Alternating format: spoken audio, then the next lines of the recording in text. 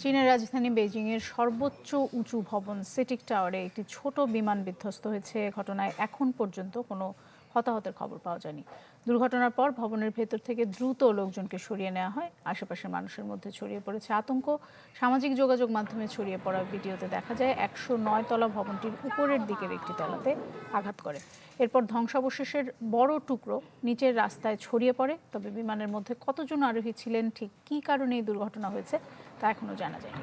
বিমানটি শিফোসি বিমানবন্দর থেকে রওনা দিয়েছিল। ফ্লাইট ট্র্যাকিং ডাটা অনুযায়ী বিমানটি বেইজিংয়ের পূর্ব 5th রিং রোডের কাছাকাছি পৌঁছানো পর্যন্ত পর্যবেক্ষণে ছিল। পরে এটি হঠাৎ করে সংকেত হারিয়ে ফেলে এবং তাৎক্ষণিকভাবে যোগাযোগ বিচ্ছিন্ন হয়ে থাকে।